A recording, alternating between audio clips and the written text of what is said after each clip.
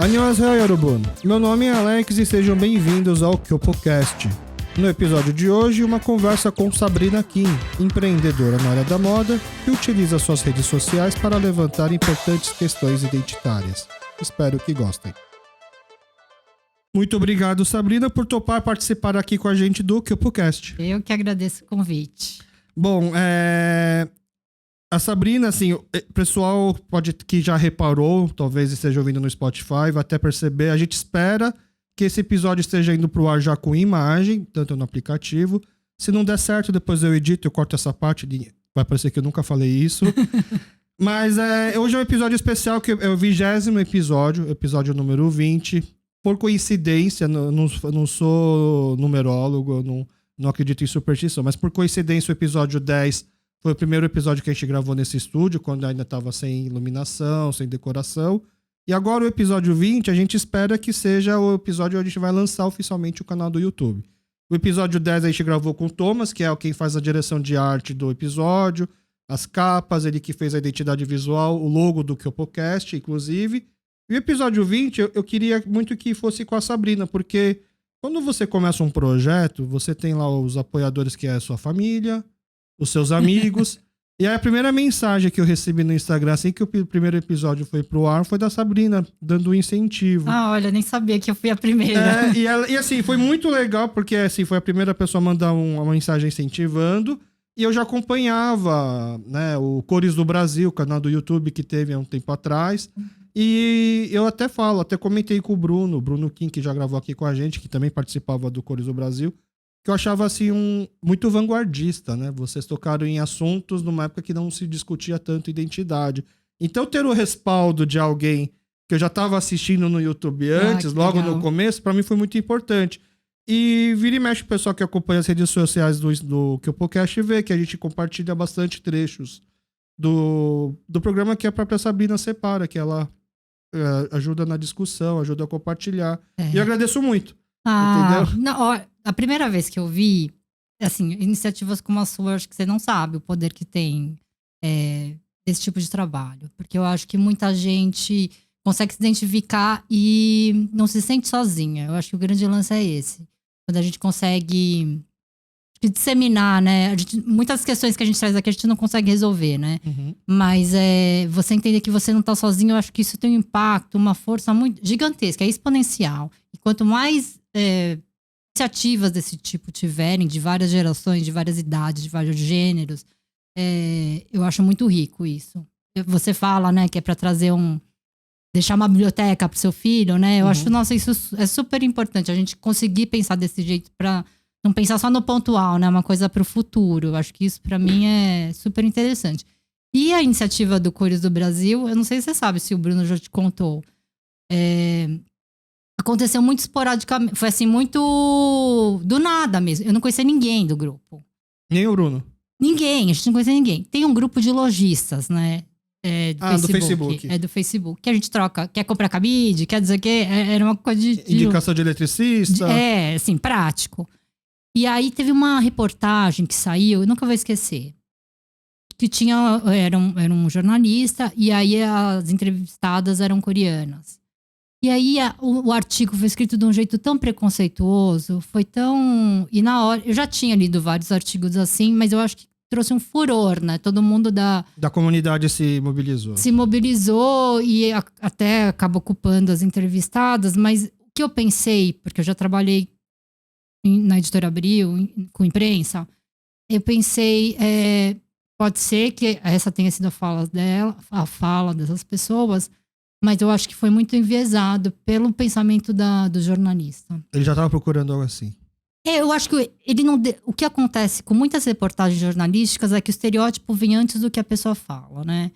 E muitas vezes, mesmo que a pessoa fala, ela é tirada fora do contexto, ou a pessoa já tá com a reportagem tão pronta na cabeça dela, porque ela quer dar tal notícia. Ela só precisa dos nomes. Ela só precisa dos nomes. Por quê? Porque tem que ter o nome coreano, japonês, chinês, pra validar a ideia da pessoa. Tá vendo como isso é autêntico? Eu perguntei pra 3 pessoas, é isso. E a reportagem, ela sai toda errada.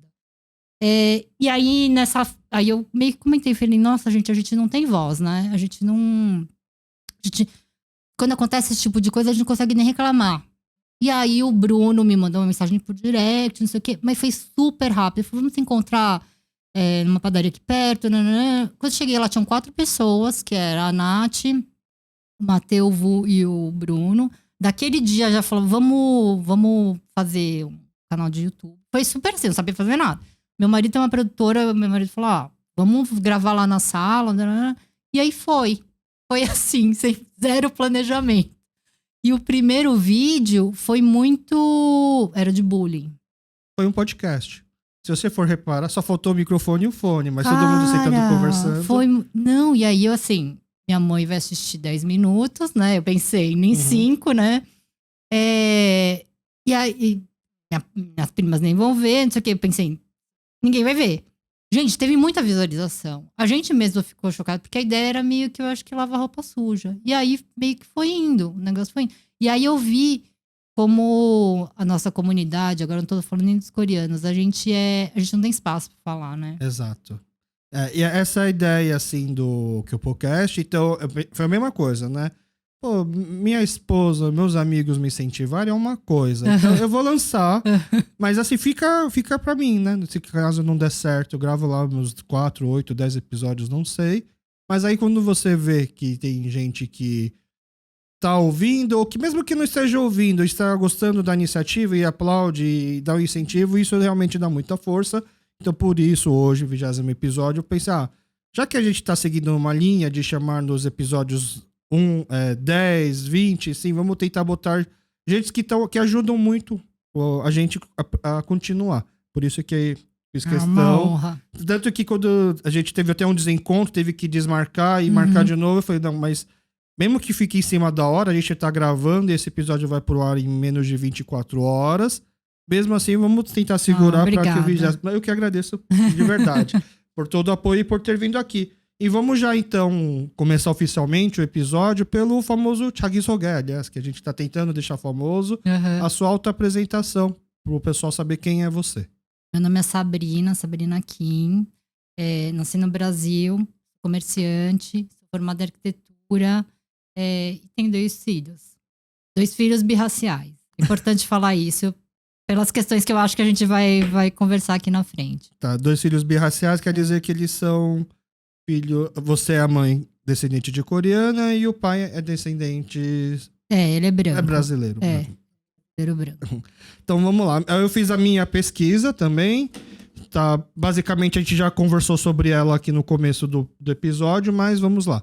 Sabrina Kim nasceu no Brasil e é a filha mais velha de 3 irmãos, entre eles a cineasta Paula Kim, que já participou do KyoPocast e formou-se em arquitetura.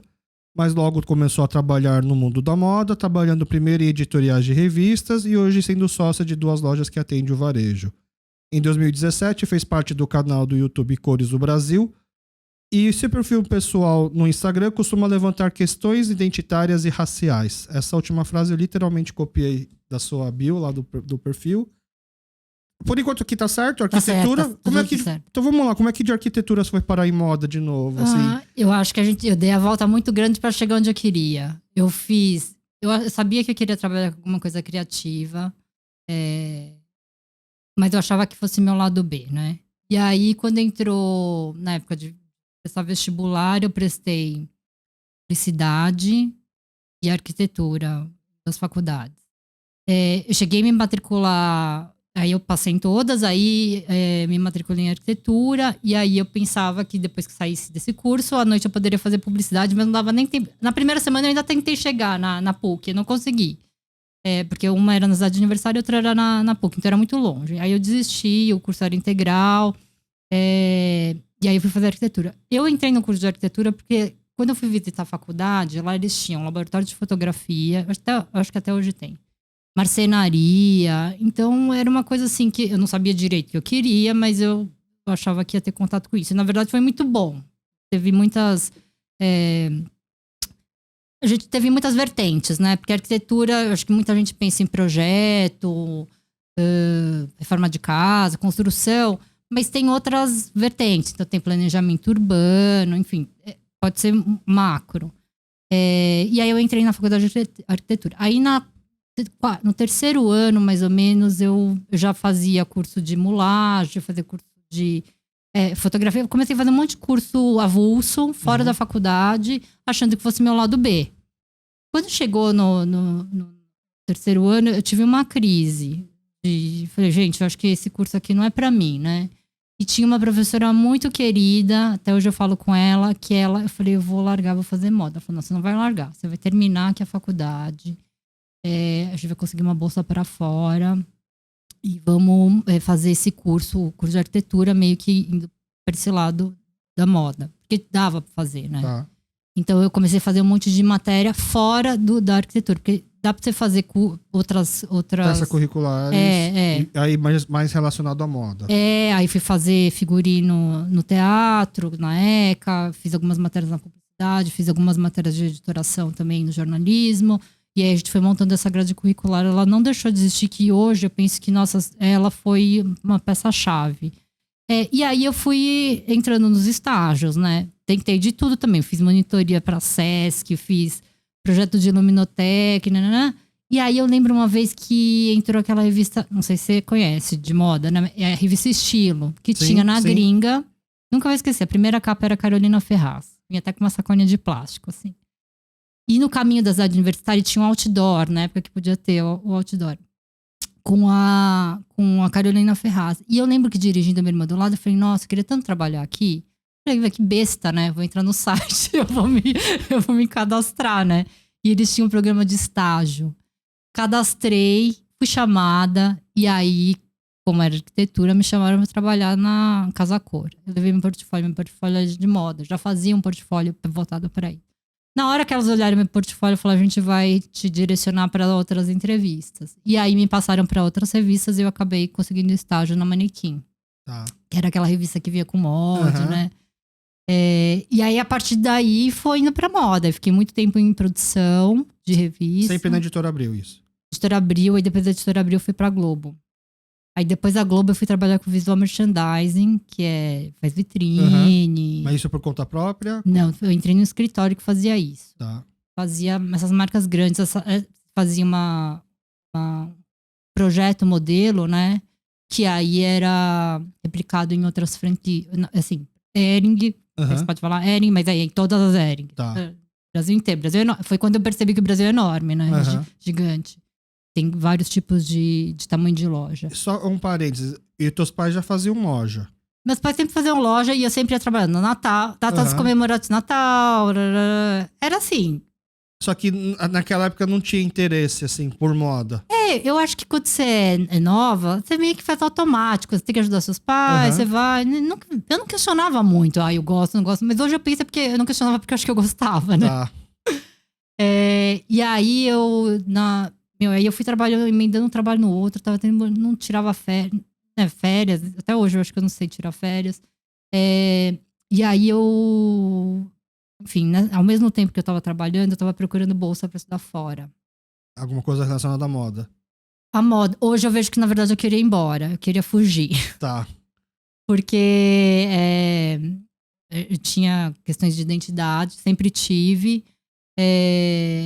Eu acho que era tudo misturado. E eu achava que uma bolsa fora ia me salvar. Né? Falei, nossa, eu vou me encontrar lá fora.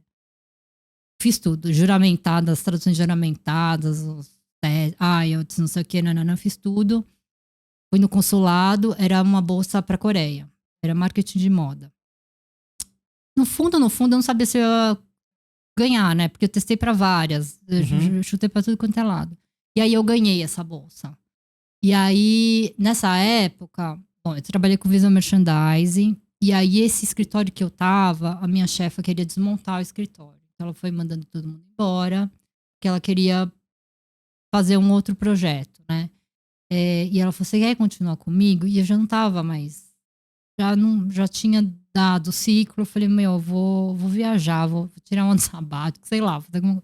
Aí, meu pai, ele viu como eu tava e falou, você quer descansar? Tudo bem. Mas você não quer ir amanhã na loja? Ver como é que é? Se você gostar, você fica. Se você não gostar, Mas você como sai. se você nunca tivesse ido pra loja antes. Como se não... E aí eu fui, aí eu entendi. Eu falei assim, gente, eu acho que eu tô dando a volta muito. tô dando. Porque eu acho que eu não queria fazer o que os meus pais faziam, né? Ficava meio que nisso. E aí no primeiro dia eu falei, nossa, gente, eu achei meu lugar. E aí uma coisa me andou com a outra. É um pouco a história da Mônica Han. Mônica Ha, né? Foi um pouco parecido. O Tugi foi um pouco parecido. E aí foi emendando uma coisa na outra, né? Cuidando de loja, não sei o quê. Aí você nem fez, então, o não, marketing? cara, e aí... Nossa, eu até chorei. Eu recebi esse e-mail, e aí o e-mail tava escrito, olha, passagem lá, era tudo coberto. Tudo. Passagem, acomodação, não sei o que, não sei o que lá. E aí eu acho que foi a primeira vez que eu fui sincera de verdade comigo, que eu falei... Eu lembro que minha mãe tava do lado, a minha mãe falou, você tem certeza? Não aguento mais estudar. Cara, eu estudei muito, já preenchi um monte de coisa, sabia fazer bibliografia. Eu falei, não é minha vida. Porque mesmo com os projetos de arquitetura, nos escritórios que eu trabalhava, eu acho que eu tenho um pouco de dificuldade com projetos longos. Vai a revisão, aí volta, aí vai. Aí você não vê o negócio concretizando. Acho que tem uma coisa do pali-pali, né? Você quer tipo, vai. Eu sou meio assim. E os projetos, eu gostava dos projetos curtos. Eu acho que o varejo tem essa coisa dinâmica, você conversa com o cliente. Eu gosto dessa Você faz a promoção e já vê se vai vender ou não. E aí você conversa com o cliente, você ouve o que ele tá falando, aí com o que o cliente fala pra você, você já muda o seu, né? É dinâmico. E essa coisa do escritório, pra mim, ficar dentro do escritório, eu vi que não era pra mim. Essa coisa de ficar atrás do computador fazia mal, sabe? E aí veio esse e-mail aí eu tive que falar que eu não ia, né? Nossa, eu nunca vou esquecer, eu chorei. Minha mãe ficou assim do meu lado. Eu não acredito que você vai desistir. A tua irmã já tinha ido pra Coreia? Ela tava lá. Ela tava lá, né? Ela tava lá. E eu falei, obrigada pela oportunidade. Espero que minha decisão não influencie em quem vai vir atrás de mim. Né? Porque, pô, Sim. né? Acaba fechando porta pras outras. Escrevi um super, né? Tomara que não, espero que não. E aí eu não fui. Fui e aí você pensa várias coisas. Será que eu não... Por que eu não fui? Né? Passou um monte de coisa naqueles segundos, né? Não fui porque eu tô namorando uma pessoa que eu gosto. Não fui porque eu tô com medo. Você pensa um monte de coisa. E hoje eu penso que foi a decisão mais sensata que eu fiz. Porque foi a primeira vez que eu realmente fui sincera. Com você mesma. Comigo, Porque na verdade eu queria fugir, eu não queria estudar. Entendi. Quer dizer, eu acho que até estudaria. No automático, você vai, estuda, faz as coisas... Mas eu acho que eu estaria adiando mais alguma coisa, assim, sabe? E aí você meio que percebeu que talvez não era necessário fugir pra encontrar algo.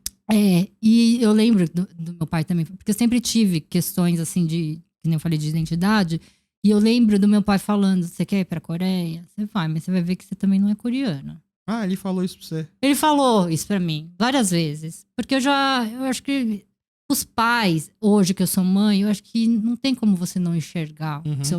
Quer dizer, pode ser que não, né? Não sei, gente. Hoje, eu não tenho certeza de nada. Não, eu acho, nesse período que eu tô aqui, isso é o certo agora. Pode ser que mude. Mas você observa alguns comportamentos do seu filho, né? E eu acho que hoje, como mãe... Antes eu via meus pais como pais. Eles são meus pais ainda, como autoridade. Mas eu acho que a gente já chega num ponto que eles acabam sendo, entre aspas, seus amigos. Porque você começa a ser mais empático com eles, né? Tipo, começa a entender a posição deles naquela situação difícil que ele tava, sei lá, criando os filhos, enfim. E eu acho que meus pais viram isso acontecer comigo e com meus irmãos também, sabe? Pra eles foi um certo alívio, então, você não ter ido, então. Sabe o que eu não sei? Eu acho que meus pais não... Assim, por dentro, eu acho que eles devem... Não sei se eles pensaram, melhor até ela aqui perto da gente, mas eu acho que eu não sentia isso deles me segurarem. Isso eu nunca acho que senti. Era mais uma questão do seu perfil de se adaptaria ou não, e se encontraria as respostas que você estava buscando. Porque eu acho que a gente tem essa... Eu achava, né, que se a gente fosse pra Coreia, a gente ia ser 100% aceita, né? Mas aí a gente vê que também não é, né? Eu já fui várias vezes, mas a passeio. Tem aqueles dias que você fala, nossa, que legal, todo mundo aqui... Aí chega alguns dias que você fala, putz, acho que eu queria voltar, né? Nossa, eu tô sentindo falta disso. Tipo, pô, aqui eles faziam assim, lá eles faziam assim. Aí começa, né? E aí você começa a entender que, na verdade, não é ruim nem bom, né? A gente é assim, é um produto da situação, né?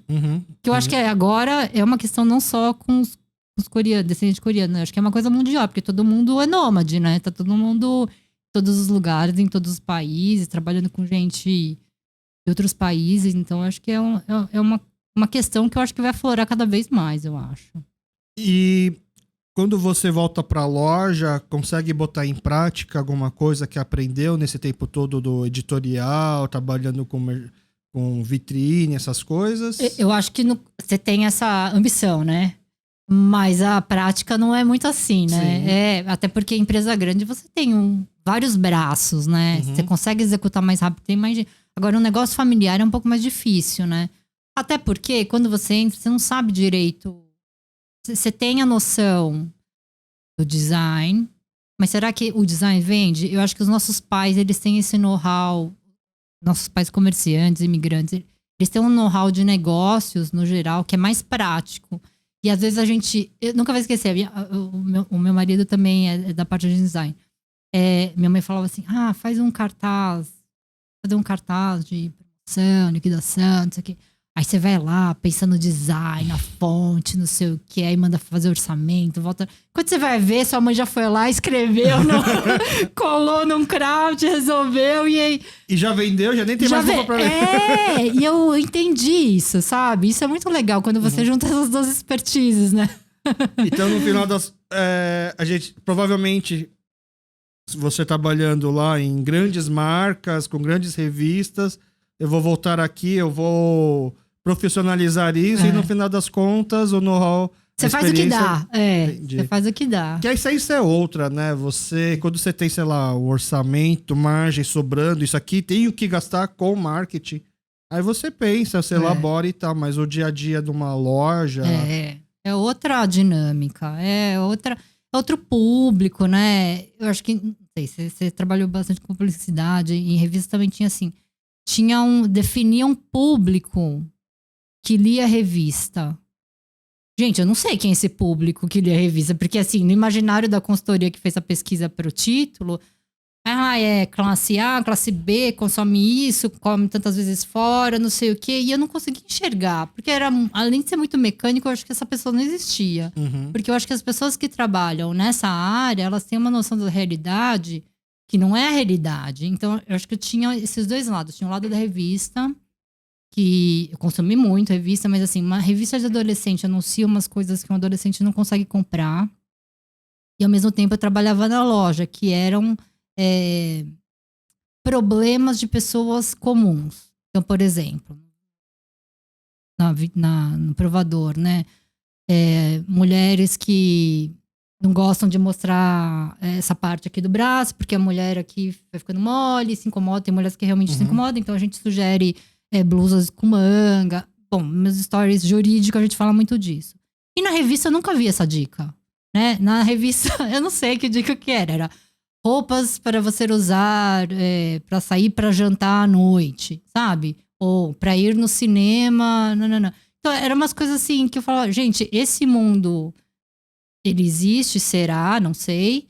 E esse mundo real que eu vivo é um outro. Então, era muito... pra mim também foi uma descoberta. Até hoje eu não sei se esse outro mundo existe, tá? Da revista. É o mundo que a gente gostaria de ter. É o que a gente gostaria de comprar.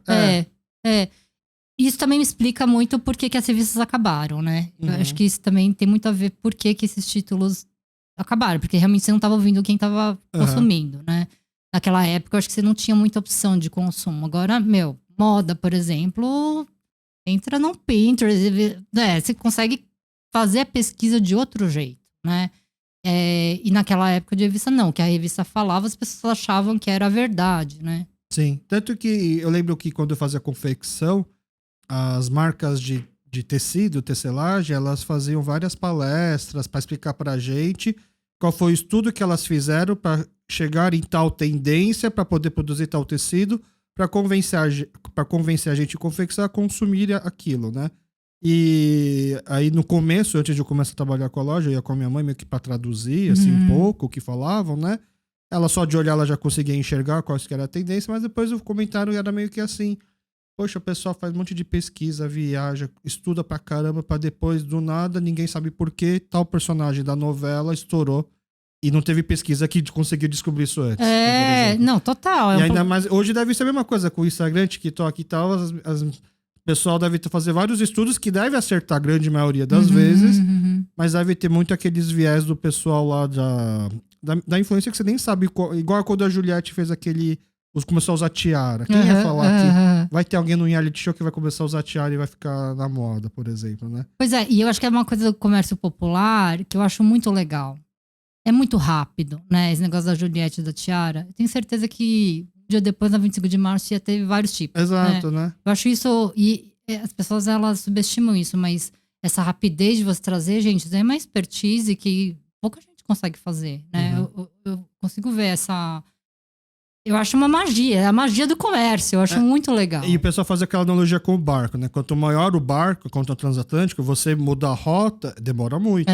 E se tá num barquinho pequeno, você vira e vai embora. Vira e vai embora. É o que virou o nosso grande diferencial em confecção, né? Que o pessoal chama de o fast fashion, né? Conseguir mudar rápido. Gente, e assim... eu vejo assim... Teve uma polêmica com uma influenciadora, não sei se você lembra, não vou falar o nome, mas ela... falou mal do Bom Retiro. Cara, e aí várias pessoas da nossa comunidade se sentiram não tristes, mas ficaram revoltados. A palavra é revolta, inconformados. Né? Porque eu acho que as pessoas, elas não têm noção do trabalho, e eu nem acho que o consumidor final que compra isso vai falar, olha, eu vou comprar essa roupa porque deu todo esse trabalho. Mas é uma cadeia gigantesca, super profissional, assim, claro, tem vários níveis de profissionalização. Mas tem uma galera que é muito profissional. Gente, não é assim, alguém com uma máquina de costura num quartinho. Não é, gente, sabe? Eu acho que as pessoas de fora, elas não conseguem entender isso. Então, as falas que ela falou era assim, tão fora de contexto. E é isso que me revolta, porque aí é uma pessoa grande, que é um influencer, tem um poder de comunicar com muita gente, que isso é ótimo, eu acho que isso é muito melhor do que revista, porque hoje você tem o poder, você consegue achar o seu nicho. Tá mais democrático. Mais democrático. Pessoas que nunca eram ouvidas hoje têm chance de ouvir e de falar. E você fala coisas irresponsáveis que você não fala. Isso me dá raiva. Me dá raiva porque a pessoa que é pequena e vai... Pequena, eu tô falando em números, tá? Em influência. Não tem o mesmo poder de embate com a fala dela. Entendeu? Não tem como você brigar com isso. Por isso que eu bato no pé dessas reportagens jornalísticas de grandes veículos que são muito enviesados, que falam de coisas que elas não sabem. O problema não é você não saber do que você está falando, é como você fala, sabe? Eu acho que você tem que... E isso se aplica pra gente também, né? Na comunidade coreana também. Como é que a gente vai... eu acho que a gente tem que... a gente fala de empatia. Empatia é uma palavra assim que tá meio... Como é que fala? Tá naquela... Banalizada. Empoderamento, empatia, não sei o que. Até perde o sentido. Mas eu acho que a gente tem que realmente se colocar lá no lugar da outra pessoa. Eu vejo críticas gastronômicas de restaurante francês, ou italiano, né? Restaurante italiano. Que é analisado o prato. Agora, quando você vai falar de um restaurante indiano e um restaurante coreano, vem todo o negócio étnico, não sei o quê. Meu, fala da comida, cara. Então, esse tipo de viés, assim, eu não gosto. A gente tem que se explicar 2 vezes, né? Essa, assim, hoje eu acho que eu sou uma ativista por necessidade, sabe? Porque eu acho que a gente tem que falar.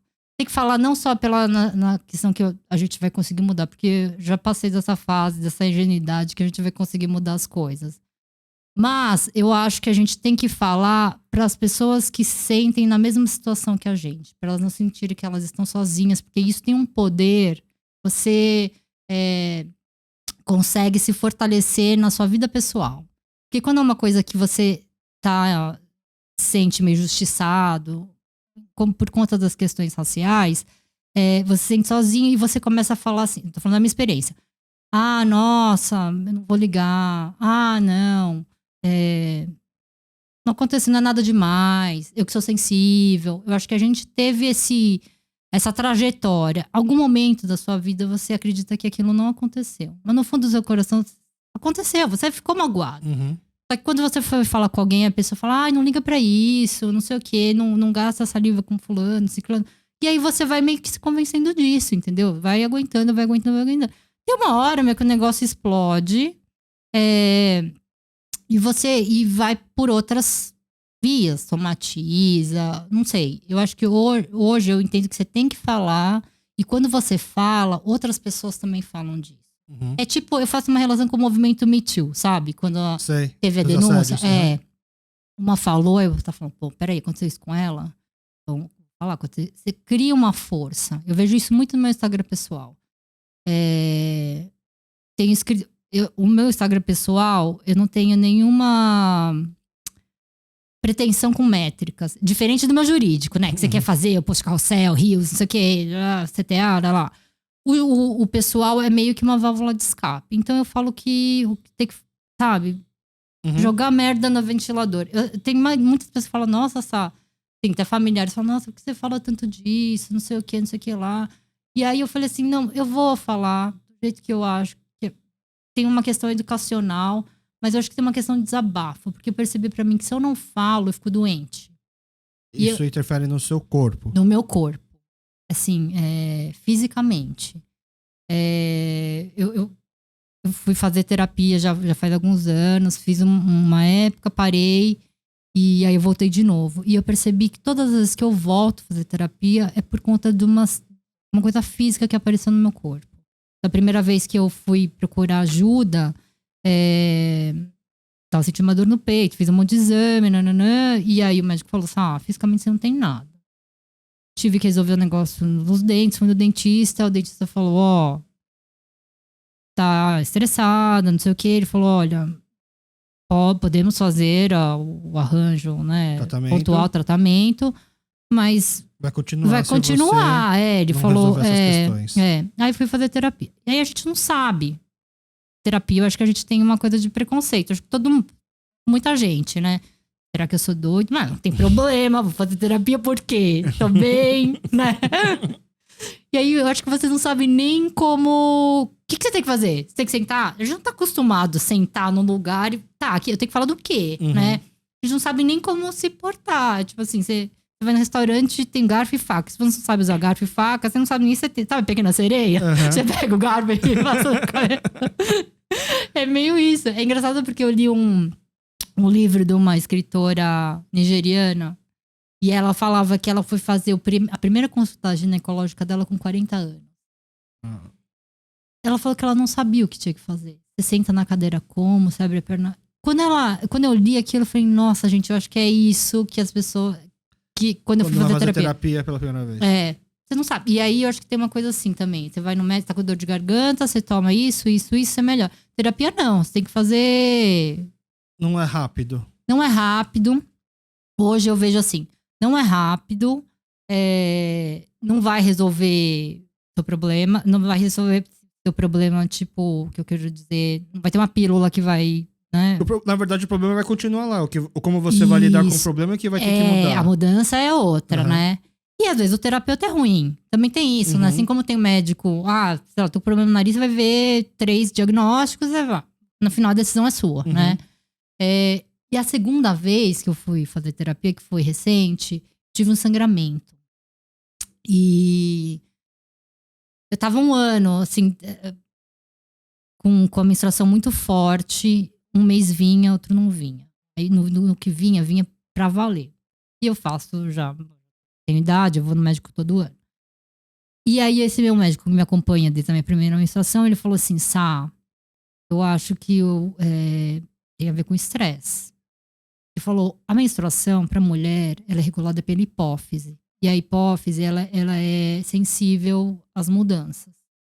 Aí eu falei, bom, estresse, né? Tô empreendedora, tem 2 filhos, não sei o quê. Quem não tem estresse? Quem não tem? Vou aprender a lidar com isso. Aí, esporte, não sei o quê. E continuava. Aí, passou 1 ano assim. Quando foi começo da pandemia, a gente nem sabia que ia ter pandemia, eu fui andar de bicicleta. E aí, eu não conseguia levantar a bicicleta. Eu sou super ativa, não conseguia. E aí, eu falei, bom, já tinha marcado uma consulta porque tava sangrando. Adiantei a consulta, fui no médico, ele falou, faz logo esses exames, né? Faz rapidinho, não sei o quê, não. Eu fiz os exames, no dia seguinte o laboratório me ligou. Ele falou, ele falou, você já teve algum histórico de anemia? Não. Aí ela falou, olha, eu aconselho. A mulher foi super calma. Manda os resultados dos exames pro seu médico. Era de manhã, não vou esquecer, mandei os filhos pra escola, foi abrir a loja, tinha feito lanche. Eu sentia que eu tava assim, cansada, mas falei, acho que é cansada. Você vai meio que atropelando as coisas, né? E aí eu abri a porta da loja, tinha chegado a equipe, o meu médico me ligou e falou assim: você vai parar o que você tá fazendo agora e vai dar entrada no pronto-socorro. Você vai precisar de uma transfusão de sangue. E aí foram 10 minutos da loja até o hospital que eu fiquei pensando. Eu falei, nossa, se eu morrer, meu marido vai dar conta das crianças. Começa a virar, né? Porque a gente não sabia porque eu tava sangrando. Meu médico também sabia. Ele falou, você entra logo no hospital. E eu acho que a gente tá... Assim, eu tô falando de mim, mas eu acho que isso é um comportamento, uma situação comum entre mulheres imigrantes que fazem o negócio... Eu não sou imigrante, mas assim, eu vi, né, essa situação. Da gente ir, atropela e vai realizando o negócio, né? Eu cheguei no hospital e falei, gente, porque tá escrito assim, se você sentir dor do lado esquerdo, né, você tem que chamar logo, porque pode ser infarto, sangramento. Eu lembro de entrar e falei, eu tô sangrando, não sei o quê. Aí entrou, não sei o quê, e eu tava andando, tava falando, tava não sei o quê. Entrei na triagem, o cara foi fazer, viu os exames, por que você tá aqui? Ele olhou que eu levantei, ele falou, olha, eu vou te mandar pra casa. Aí eu liguei pro meu médico. Aí o médico, eu falei, vou falar com o meu médico. Porque eu tava nervosa. Aí o médico falou assim: ó, parece que ela tá bem, mas ela não tá. Você vai internar ela.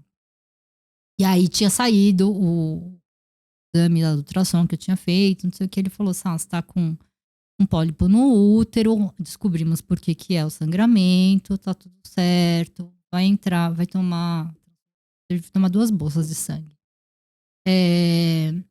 E aí na internação, vai fazer exame, não sei o quê. E aí o cara do hospital falou, olha, já que você tá aqui, você não quer fazer cirurgia pra tirar o pólipo? Aí meu marido falou, pô, você tá 1 ano sofrendo, vamos fazer. Não é urgente, mas, né, fazer. E aí eu achei muito engraçado, porque depois que aconteceu a cirurgia, tudo, você volta na consulta de retorno, o médico falou assim, olha, bom, agora que tudo acabou, né, tá tudo certo, vou falar, meu, do jeito que você entrou acho que é hemoglobina, né, não sei o quê, ele falou, não levantam da cama. Ele falou, eu não levantaria da cama. Ele falou, seu corpo tá acostumado a trabalhar com pouco. Você regulou seu corpo para trabalhar desse jeito, né? E aí isso pra mim foi um choque, assim. Eu falei, porque você acha que todo mundo é assim, né? E é quase um elogio, né? Do tipo assim, eu sou forte. É um elogio, mas ao mesmo tempo eu falei assim, tem a ver também com a primeira vez que eu fui fazer terapia. Eu falo pra você que sempre tem a ver com coisa física. Você fala assim, eu tenho essa resistência ou eu aprendi a ter essa resistência. Porque quando eu fui ter meu primeiro filho, eu queria ter parto normal. A gente foi, né, pro hospital, tudo, e eu sentia contração, mas não era nada do outro. Dói, gente, não vou falar. Cada pessoa tem um negócio. Dizem que dói tanto quanto uma gripe no homem, assim, mais ou menos. Aqui você não é homem, mas a gripe no homem é terrível, Nossa. Viu? Quando o homem fica com gripe, vou te falar, não é fácil.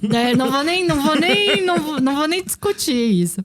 Mas quando eu fui ter o meu primeiro filho, a gente entrou na triagem lá, vai lá, né, não sei o quê. E aí faz aquele exame lá pra ver quantos centímetros dilatou.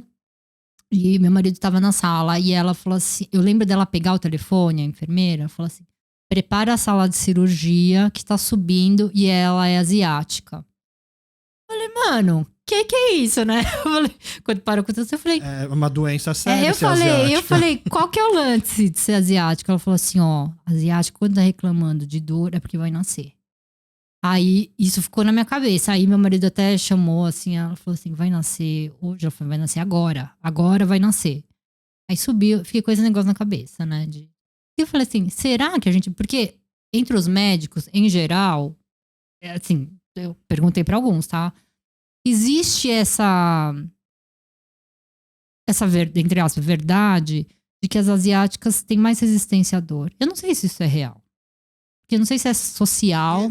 Não dá pra você saber comparar também, né? Não dá pra gente saber. E asiáticas pode ser um monte de gente, né? Uhum. Assim, brancos é um monte de gente. Todo mundo é diferente, né? Mas existe isso, né? Esses estereótipos, assim, né? E isso ficou na minha cabeça. Dessa coisa da resistência à dor, enfim. Não sei. E nasceu. Nasceu. O segundo... Então, aí o segundo... Meu, o segundo quase nasceu em casa, assim. Porque eu não sei se a gente tem resistência... Até hoje eu tenho essa... Eu não sei se eu tô sentindo dor. Eu tenho resistência à dor. Não sei. Eu juro que eu não sei. Eu sinto dor. Mas eu acho que eu tenho uma resistência. Não sei. É muito então, louco. na verdade, deveria ficar o alerta. Então, a partir de agora, eu senti alguma coisa porque deve ser grave. Então, aí eu fiquei meio paranoica, né? Porque qualquer coisa de sangramento eu já meio fiquei. Assim, por isso que eu voltei a fazer terapia. Porque, assim, qualquer coisa de sangue me dá. Quando vinha a menstruação. Porque aí depois que você faz cirurgia também ficou um tempo desregulado, né? Tem várias questões, né? É que tem coisa da idade, você vai envelhecendo. A mulher, eu descobri isso, que também ninguém nunca fala, então quando acontece com você, você acha que tá morrendo, né? Quando eu fui no hospital, depois fazer um exame, eu encontrei um monte de mulher que também tava passando por isso. Sangramento, mioma, endometriose. E as mulheres não falam, gente, sobre isso. Só que assim, a menstruação vem uma vez por mês. Não é uma coisa que acontece de vez em quando. E ninguém fala. Eu acho que as mães também não falam com as filhas, né? E foi engraçado porque quando aconteceu isso, o sangramento, minha mãe falou que quando ela imigrou para o Brasil, ela ficou 6 meses sem menstruar. Devido ao estresse. Eu acho que é um trauma, né?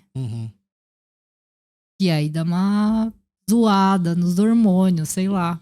Imagina, gente, esse negócio de imigração, a gente não consegue entender qual o trauma que é. Hoje, assim, lendo bastante coisa, vendo um monte de coisa. Por isso que eu falo da importância da gente contar essas histórias. Porque eu acho que quando a gente conta, a primeira vez que a gente conta, eu vejo isso com os meus familiares, né? As pessoas devem pensar, nossa, por que a Sabrina fala tanto disso, né? A vida é assim pra todo mundo. A vida é assim pra todo mundo, né? Só que eu já tô anos falando disso. Você vê que ao longo do tempo as pessoas começam a se abrir, elas se permitem contar essas histórias. Isso pra mim não tem preço. Não precisa ser 100 pessoas. Uma pessoa já falando já tá bom. E a gente esconde demais, né? Que nem o exemplo que eu gosto de dar sempre, assim, é quando eu tive meu filho. Da minha turma de amigos, a gente teve filho tarde. Meus amigos todos casaram e nos primeiros anos de casamento tiveram seus filhos. A gente demorou 7, 8 anos para ter o nosso filho, né? Por opção, assim, a gente não, achava que não era o momento. Teve um momento que a gente nem cogitou realmente de não ter, estávamos bem nós dois. E aí vamos agora ter.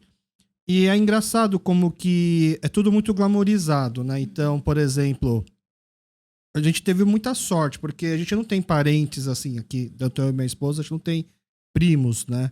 Então, a gente não tinha pessoas muito próximas que tinham filhos ou que tinham... Meus pais também não moram aqui, moram na Coreia. Os pais da minha esposa também não tinham muita afinidade com bebês. E a gente fez aquele curso de primeiros cuidados para pais de primeira viagem. Sei. E o meu filho nasceu em fevereiro, né? Então a gente fez esse curso, se eu não me engano, finalzinho de dezembro, meio de dezembro, assim. E a gente fez um curso que eu achei lá pela internet, a gente fez o curso, aí conversando com meus amigos, eles falaram assim, você pegou na boneca que parece gente? Eu falei, não tinha mais uma boneca que parece gente? Tinha, mas só o cara lá pegou lá e mostrou como dar banho. Você não pegou na boneca? Eu falei, não. Nossa, como é que você vai fazer então? Eu falei, nossa, eu preciso pegar na boneca. Aí eu comecei a procurar alguma consultora, algum lugar que dava esse curso com a boneca. Eu botava lá, boneca newborn, não tem o nome lá dessa boneca. Só que como em janeiro tava todo mundo de férias, ninguém tava dando esse curso. Aí eu achei por acaso uma consultora que dava esse curso em casa. Eu perguntei, você tem a boneca? Tem. Ela levou a boneca lá pra casa. Traz uma boneca aí, né? Ela trouxe a boneca, ensinou como que dá o banho, como que troca a fralda e tudo mais. E a gente pegou, agora a gente pegou na boneca, a gente sabe como faz o negócio. A gente já tá craque, né? E aí, por coincidência, a gente percebeu que essa consultora que eu chamei e que a gente pagou caro, até... hoje eu vejo que não foi caro, mas na época era caro pra gente, só que a gente pagou porque era a única pessoa que a gente achou. Ela é uma escritora e tem um canal no YouTube, chama Doutora Luciana Genro. Ela é muito boa. E aí ela falou assim, e ela acho que ela percebeu como a gente tava sendo pais muito de primeira viagem. E falou assim, ó, depois que nascer, se tiver alguma dificuldade e tal, pra pegar no peito e não sei o que, você me avisa. Falei, tá bom, né? Aí meu filho nasceu e batata, não pegou no peito. E passou, um clássico. E assim, todo o estresse que traz não pegar no peito, desde a cobrança da minha própria esposa achando que tinha algum problema com ela, sentir dor, né? E aí eu mandei mensagem pra ela, doutora, acho que eu preciso da sua ajuda de volta. Agora, vem agora! Você vê aí que não tá legal, não. E ela veio e explicou e tal. Aí tanto que o pessoal fala assim, ó, tem alguém muito próximo que você gosta muito e você gostaria de dar um presente que vai virar mãe, né? Você quer dar um presente, o melhor presente que você pode dar é consultora de amamentação. É o que eu sempre falo. Nossa, porque parece que é tão... Do jeito que a gente sobe assim fácil, não sei o que, né? Eu falei, nossa, por que vocês não falam disso, né? Eu acho que tem isso e eu acho que a gente tem uma lembrança... Eu pensei muito nessa fase da amamentação da minha mãe, das minhas tias. Porque você não tinha muita informação médica. Primeiro porque eu acho que talvez você não tivesse recursos, né? Consegue... Agora que a gente é adulta, a gente... Às vezes eu penso e falo, nossa, eu acho que a gente não tinha recursos. Sabe? Quando você faz aquele caminho de volta. Agora imagina assim, a sua mãe fazendo um pré-natal num país que ela não sabe falar português direito. Então você entende mais ou menos, né? Não sei. É diferente, né? E eu lembro, assim, das minhas tias sofrendo com amamentação, com não sei o quê. E aí hoje eu consigo entender que tem muitas coisas, né, juntas pra amamentação acontecer. Tem a parte técnica, tem a parte emocional, tem a parte de ajuda, né? E hoje tem uma pressão do tipo assim, tem que amamentar no peito porque o suplemento faz mal e se nasce normal, parto natural, tem mais imunidade. Fala todos os lados positivos, mas não explica também que não é tão simples, não é tão fácil. Né? E que se não der certo... mãe do mesmo jeito. Exato, é o que o meu médico falou. Ele falou, a gente vai... Eu sei que você quer parto normal. A gente vai dar até... Meu filho é muito grande. Ele já era muito grande na barriga. A gente vai tentar o parto normal. E eu achei legal que ele explicou isso, né? Porque cria uma expectativa, né? Ele falou, a gente vai até onde dá. Se não der, vai para uma cesariana. É mãe do mesmo jeito. Não tem nada de errado com isso. Não tem nada de errado com isso. Isso foi muito legal. E tem uma outra coisa também que o meu médico falou, que eu acho que não se fala muito assim com as mulheres, é que depois do parto tem o baby blues, né? Que eu acho que as nossas mães não tinham essa... Elas sabiam, porque né, tem uma questão... Mas elas não tinham isso.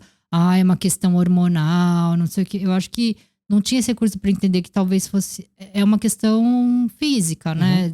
Sim. Tem nada de errado com você. E eu acho que elas não tiveram esse suporte. Não, com certeza não. Porque quando o médico fala assim... Eu lembro que assim, antes de sair da maternidade, o médico falou, chama o seu marido. Tá com vocês. Tinha visita na sala. Ele falou assim, vai sair todo mundo daqui, vai ficar com a Sabrina e com o maridão. E aí ele falou, olha, vocês não vão voltar pra casa. A amamentação é um namoro, né? Você vai... um aqui, outro ali, vai dar certo, vai dar errado, não sei o quê. Sabrina vai ficar triste, porque ele já sabia como eu sou, né? Esse negócio de você ficar enclausurado em casa, pra mim, é horrível. Então, eu acho que ele já entendeu isso. Ele falou, se ela ficar triste, é normal. Se achar que tá muito fora, vocês me ligam. Então, já tem Então, quando acontece com você, fala, pera, sou só eu que tô pirando, entendeu? Acho que faz diferença você ter esse respaldo. Né? Até porque, pelas estatísticas, é quase tão normal ter depressão pós-parto do que não ter. Assim, os índices é muito alto, na verdade. E são vários, assim, lógico que não tô querendo dizer que essa é normal a mulher ter, mas essas condições aqui hoje no Brasil é muito normal ter, né? Então, por exemplo, a gente começa pela licença paternidade aqui no Brasil, que são 5 dias. Né? Não dá pra fazer nada, né? Não dá pra fazer nada. E aí já vira institucionalizado assim, de que é responsabilidade da mulher e o homem já tá... Enquanto a mulher tava lá cuidando do filho, o homem também tava trabalhando. Então ele também tem o direito de voltar para casa e descansar, né? Então acaba sobrando mais pra mulher. Então, por isso que aqui no Brasil esse índice é alto. Aqui não é tão alto porque a gente não tem... Não é todo mundo que sabe que teve, né? Tem essa questão também, da subnotificação. Porque eu vi que esse baby blues é 80, 90% das mulheres têm. Lembro de chegar no final da tarde, assim, tá entardecendo eu chorar. E aí você vê que é engraçado, né? Porque nisso eu acho que tem essa rede de mulher. A minha mãe, por exemplo, ela vinha nesse horário. Ela sabia, eu acho que ela, como ela já passou, né? Ela já sabia. Porque eu acho que é diferente quando você vê sua filha, né? Eu acho que eu vou ter essa sensação quando eu for avó. Uhum. Eu lembro da minha mãe chegar em casa, ela falou: você vai descer, vai na padaria, vai tomar um café, comprar um jornal e voltar. Deixa que eu fico aqui. Eu falei: mas o bebê vai chorar? Vai chorar. Ela falou: vai chorar, não tem problema, vai chorar, vai lá, toma um café. Isso pra mim ajudou muito, sabe? Até você ver que você não é só mãe, porque tem uma época que você fica perdida, né? E eu acho que pra mulher ainda, não é só no primeiro ano de idade. Eu acho que eu comecei a voltar a fazer as minhas coisas, que eu acho que foi na época do Cores, quando meu segundo filho teve 3 anos. Que eu coloquei uma meta pra mim. Quando meu segundo, porque eu já sabia, né? Pelo histórico do meu primeiro filho, que com 3 anos já passou a fase de adaptação da escolinha, já tinha que ficar doente na escola, já ficou. Você já sabe que começa a abrir alguma coisa pra você fazer alguma coisa pra você, né? Nem que seja uma coisa besta, assim, dá pra você.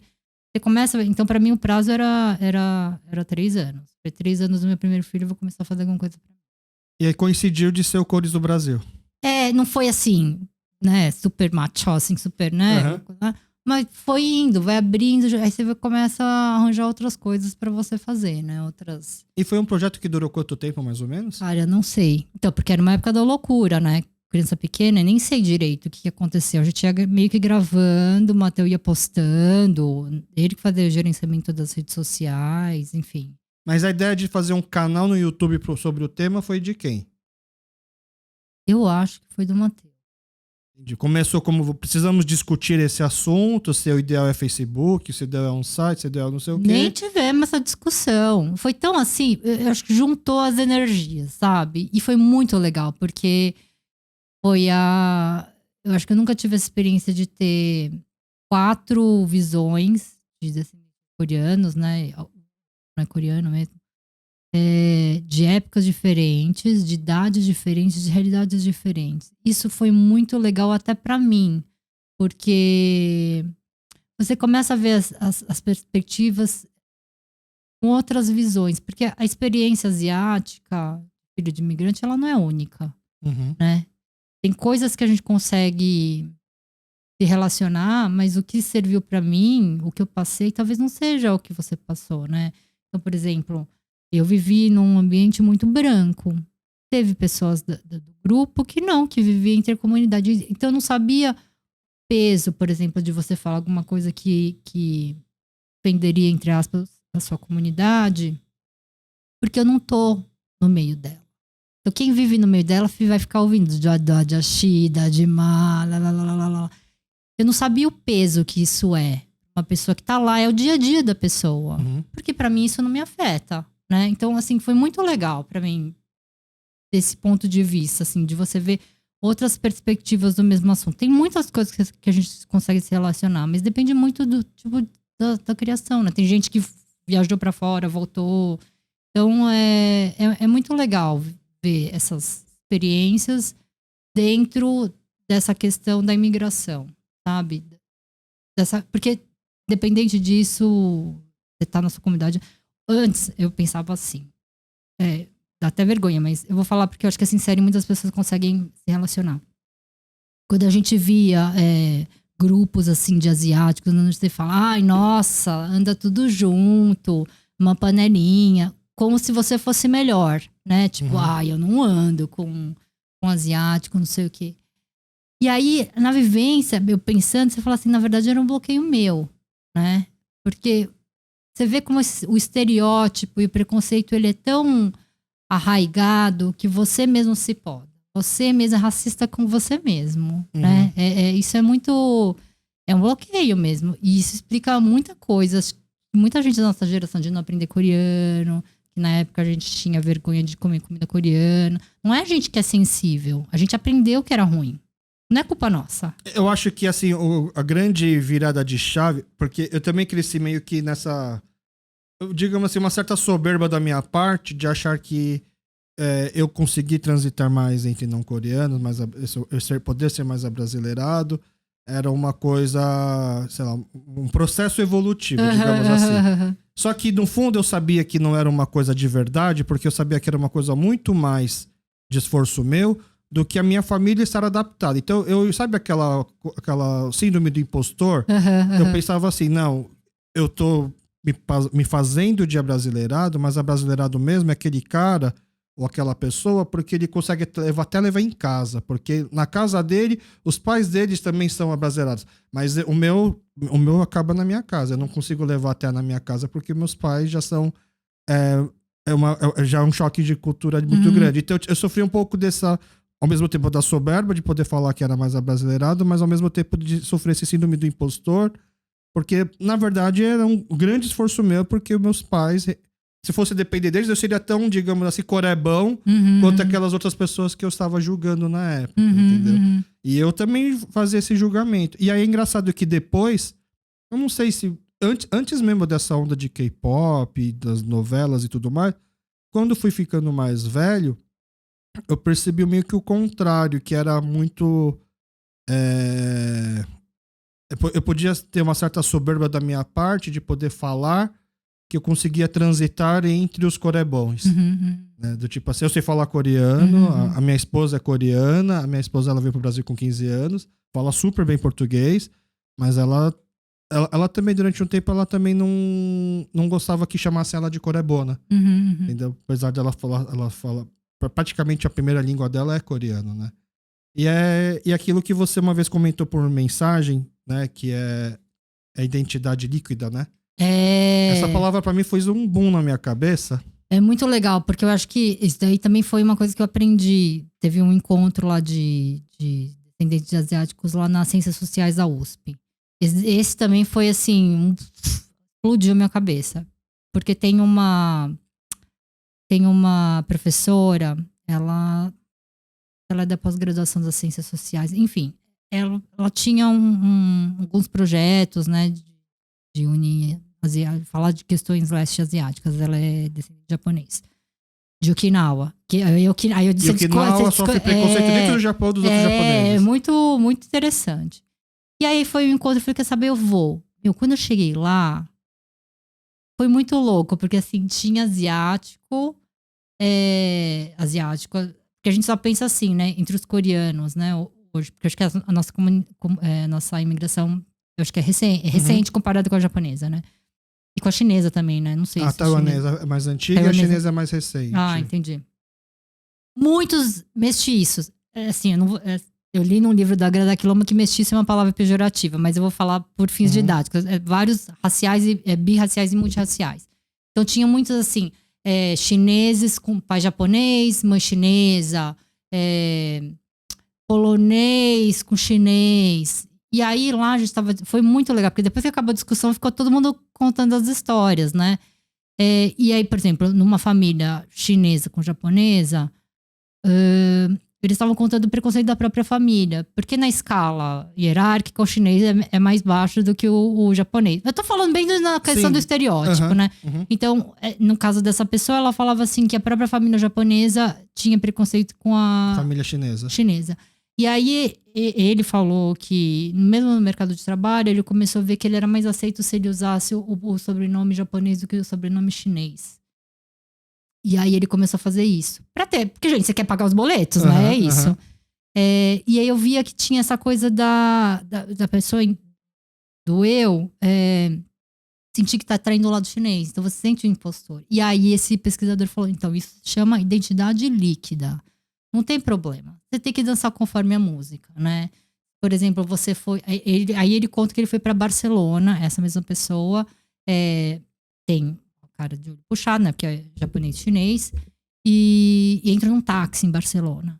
E lá parece que em Barcelona tem muitos imigrantes chineses. E os imigrantes chineses têm restaurante, não sei o quê. E não são muito bem vistos lá. E quando ele entrou no táxi, o cara perguntou se ele era chinês. E ele já tinha sacado, porque ele já viu vários chineses sendo maltratados em Barcelona. E ele falou que era japonês. Ele falou que era brasileiro.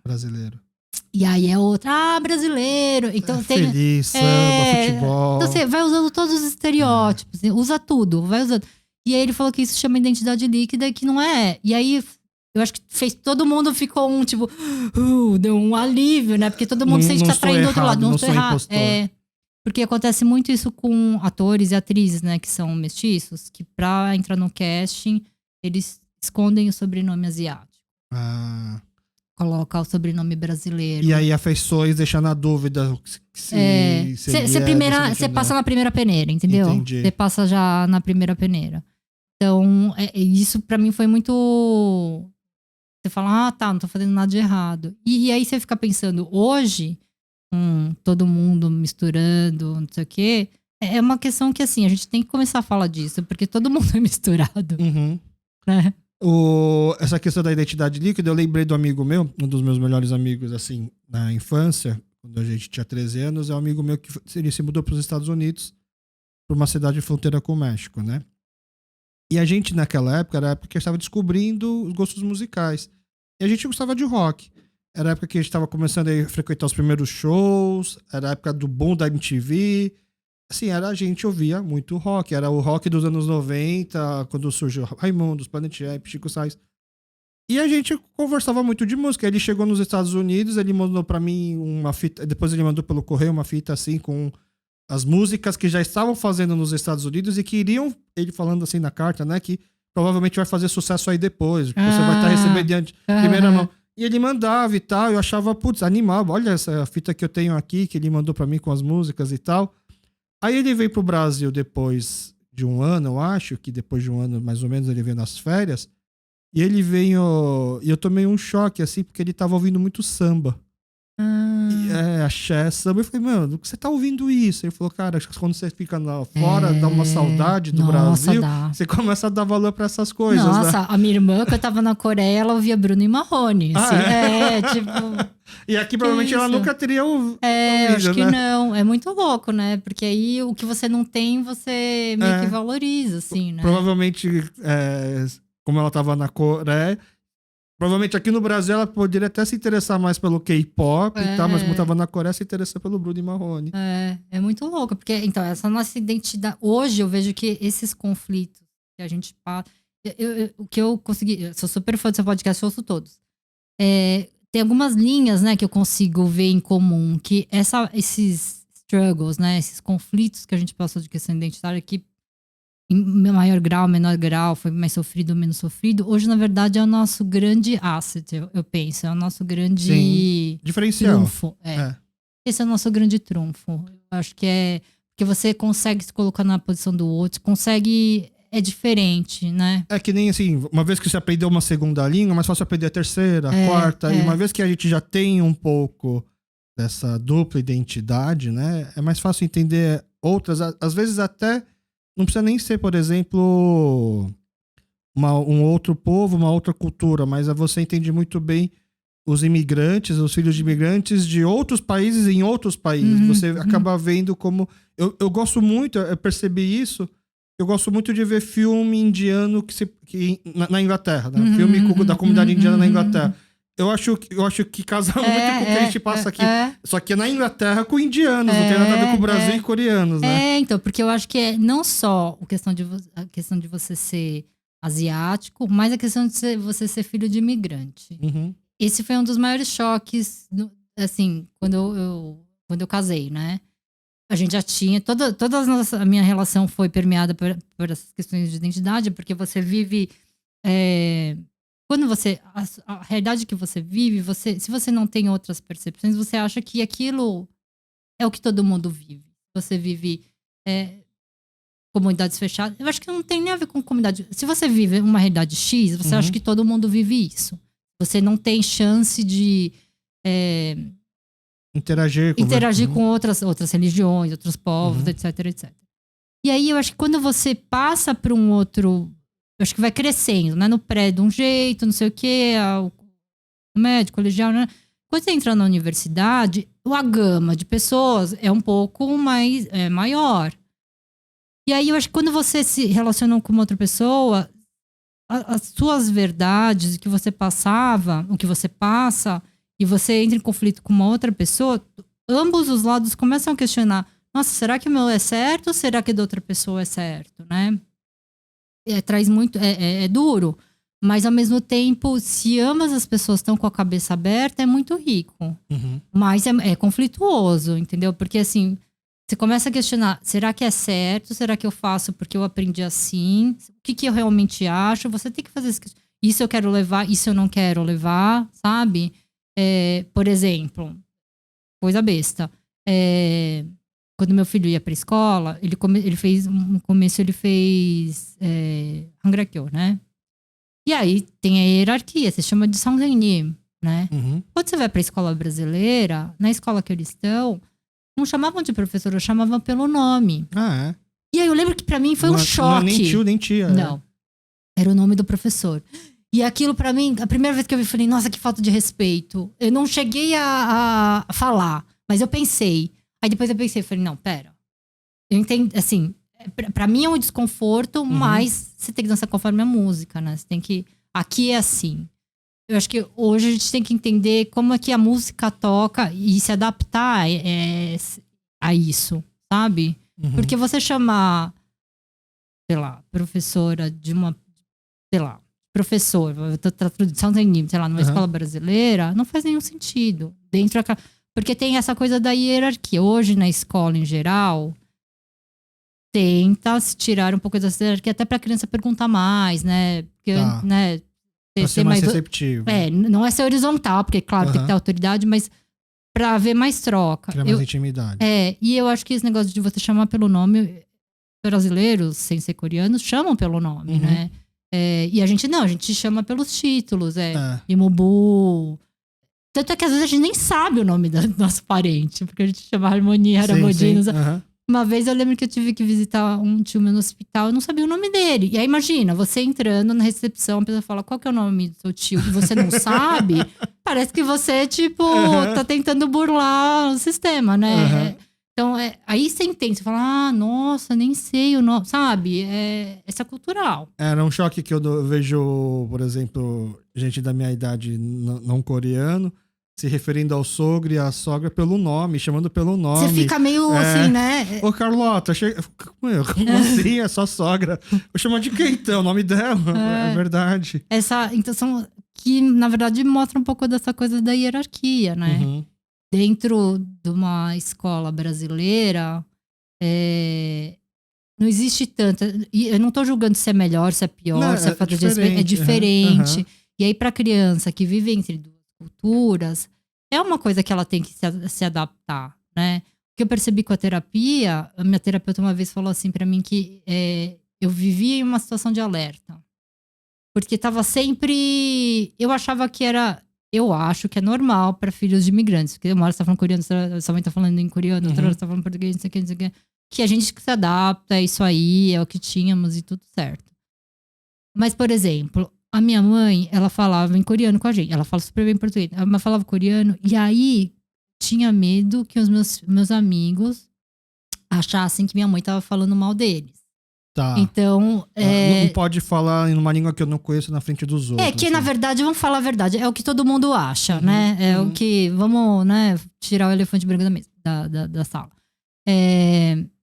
E aí, por exemplo, pergunta idiota. A minha mãe falava assim, o que você jantou? Não, pamagossó, alguma coisa. E eu traduzia resposta com pera. Em vez de falar só o negócio, eu falava assim, eu jantei, tarará, tarará. Isso virou um hábito. Automático. Já. Então, hoje eu penso que isso é uma coisa do alerta. Você tá sempre numa posição de tipo... Porque o que os outros vão pensar, né? Quando você vive numa comunidade que é diferente da sua, né? Então, anos 80 ainda, imagina, gente, não tinha importação. Então, tipo, kimchi, peixe cru, gente. Hoje tem temaki em qualquer praça de alimentação, mas naquela época, você come peixe cru? Então você acaba não falando o que você come, você acaba não falando de coisas da sua casa, mas na verdade você não tá falando de quem você é. Então, você tem um lado A, você tem um lado B. Né? Então, a sua essência, o que você realmente é, você não teve a chance, né? Os teus pais, eles vieram pra cá, eles se conheceram aqui e casaram aqui. Casaram aqui, então, eles já têm uma imigração mais antiga, né? Assim, não é diferente de muitos pais que já vieram casados, com filhos pequenos ou que eles cresceram aqui, então, uma boa fase Eu da acho que eles idade. eram na adolescência. Meu pai fez faculdade no Brasil. Uhum. E pra eles, quando você apresentou o seu namorado, que depois virou seu marido, foi uma coisa muito chocante, assim? Ó, pra Olha- mim, eu não sei. Eles tinham que estar aqui pra falar, mas... Bom, a gente sempre vive uma... Mas você teve receio de apresentar por conta disso? Eu acho que eu tinha um pouco, mas eu não escondi. Uhum. Eu fiz essa... Porque eu sou meio transparente. Meus pais iam saber que eu ia estar mentindo, né? E eu sou primeira filha também. Olha que besta, mas eu lembro que na época eu pensava, nossa, será que se eu relacionar com um brasileiro, eu tô abrindo as portas para os meus irmãos não se relacionarem com coreanos, né? Porque você tem, não sei se é primeiro filho, mas Não, eu esse é o tinha segundo, essa culpa, né? Entendi. É, E no final acabaram casando com coreanos. na verdade, meu irmão fala, o meu marido até fala, eles viram que dá muito trabalho, falam, não, melhor um casamento sem ser interracial, porque, nossa, já tem tantas questões, é melhor a gente casar com, né? A gente fala que é feito pelo contrário. Mas foi muito legal, porque assim, eu acho que pros meus pais, eles não são aquelas pessoas. Eu acho meus pais abertos, Uhum. dentro do que eles podem. Eu lembro do meu pai falando assim: se fosse um asiático, talvez ele entendesse melhor. Eu lembro dele falar isso pra mim. Na época eu não entendia. Tinha questão de comida também, né? Porque comida é quem você é, né? Mas eu lembro. A gente namorou muito tempo. Terminou, voltou, terminou. E meus pais conheceram, tudo, enfim. Eles viram que com comida, meu marido não tinha problemas. Ah, ele é praticamente um coreano. Ele come coisas que eu não como, assim, sabe? E a minha sogra também. Eles são super... Comem tudo. A comida não era uma questão. Uhum. Mas eu lembro... E tinha sempre... Pra quem é... Acho que todo mundo que entrou num relacionamento eu vejo isso com chinês também, com japoneses também. Com branco, tem várias questões culturais, tem de costume. Porque, gente, é muito o oposto, né? Assim, por exemplo, com coreano, fala que quando casa é a junção das famílias, é mais coletivo e o lado ocidental é mais individualista. De novo, não tô julgando qual que é melhor ou pior, são coisas totalmente diferentes. Por exemplo, a humildade no mercado de trabalho asiático, não sei se eu tô falando coisa, mas é uma coisa boa. Sim. A humildade num mercado de trabalho ocidental é falta de iniciativa. Então, é duro você toda hora ficar virando a chave. Você não sabe. E você, como filho de imigrante, você percebe que você não sabe alguns códigos. Que nem você fala quando você entra na faculdade, você vê que culturalmente você não sabe de um monte de coisa. Carnaval pra mim era que quando eu fechava Tiradentes, tinha um monte de mulher pelada e não sei o quê. E aí, com os meus filhos na escola, eu vi que carnaval não era isso. Eu lembro, tem várias situações que meu marido falou, mas eu não fiz essa música quando eu era criança, Saltimbanco? Eu falei, não. Ele falou, onde você tava? Eu falei, eu tava aqui. Mas eu não sei. Porque então a gente não teve essas referências, né? De música. Mesma coisa do Chico Buarque. Eu vi uma vez meu filho cantando, eu falei assim, nossa, filho, que música linda, né? Você foi até no YouTube procurar, né? E meu marido falou, você não ouviu? Eu falei, não, nunca ouvi. São umas referências que... Mas, gente, e aí ao mesmo tempo você fala, gente, eu estudei, eu era esforçado, como é que eu não sei, né? Essas referências. Mesmo, eu lembro na 7ª série, eu nunca vou esquecer, a gente aprendeu... Sabe, o Soktam? Calculadora? Não, aquele provérbios. Tipo aqueles ditos populares, né? Que a gente aprendia na Hangara-kyo e aprendia na escola brasileira. Gente, aquilo pra mim era tão difícil, eu não entendia. A interpretação. Eu não entendia. Assim, falei, gente, pera. Eu lembro que era uma assim, casa de ferreiro, espeto de pau. Mas o que o ferreiro tem a ver com... Você sabia todas as palavras, mas você sabia o que significava. Aí eu lembro que eu errei tudo, porque eu não entendia o que estava acontecendo, sabe?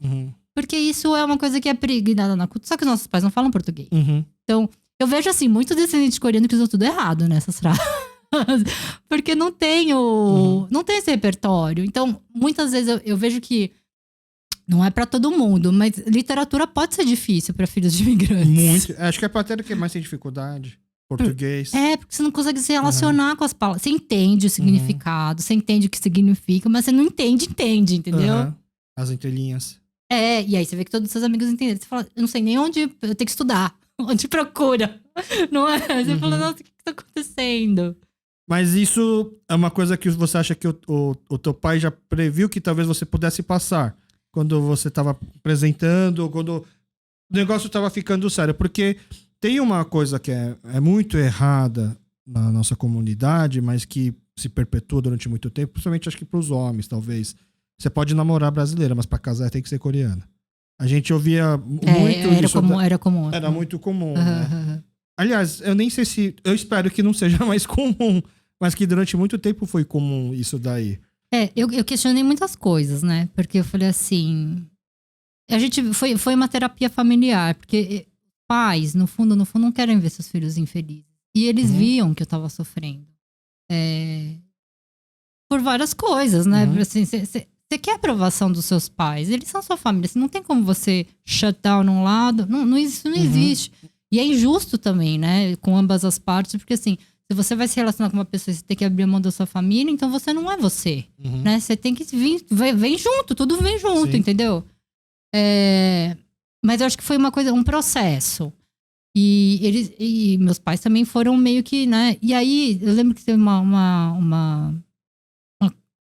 eu lembro que eu falei pro meu pai, falei assim, nossa, eu vejo um monte de coreano que casa com coreano, tem um casamento infeliz. Não é garantia de nada. Exato. Você casar com coreano, casar com brasileiro, tanto faz, Ótimo ponto. Não é garantia de felicidade, né? E eu acho que foi meio que abrindo... E aí tem uma hora que eu acho que os pais não tem muito o que fazer. Você não vai gostar, você não escolhe quem você vai gostar, né? Eu acho que em algum certo momento aí o negócio... Hoje eu vejo assim, às vezes minha mãe deve ter alguma... um tia, assim, de falar, né? Talvez, eu acho. Ela pode falar até melhor. Mas hoje eu vejo, assim, que tem essas questões culturais, mas, assim, é uma das... Só fortalecer o casamento, sabe?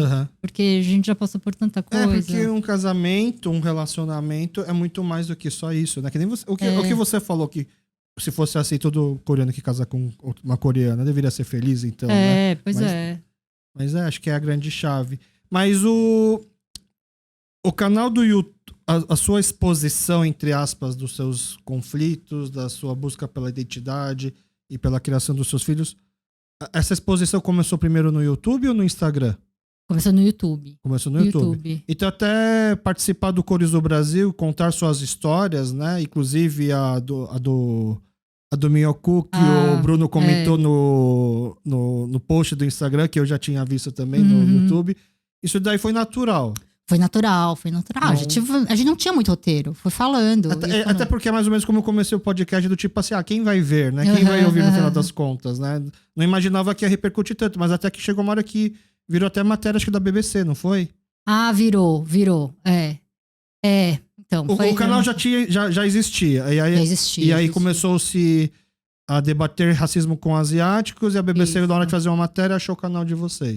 Porque nessa época tinham vários canais, né? Tinha o do Léo Han, que ele, eu acho que é um dos, pra mim...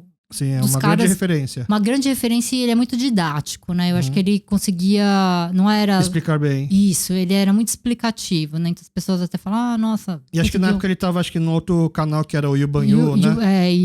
O Bambu, E aí tinha esse e tinha alguns outros coletivos, e aí rolou essa matéria. Mas não tinha nada de coreanos, né? A grande maioria era...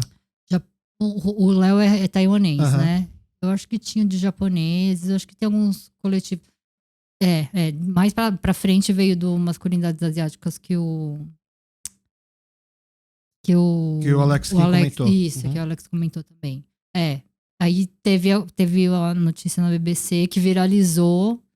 Foi muito legal, porque é engraçado, né? As pessoas acham que essas brincadeiras com criança, tipo de lanche, chamar de japa, é algo besta, né? Que é algo bobo. E aí tem um monte de gente que me explica, fala, mas eu tenho um amigo japonês, ele não liga.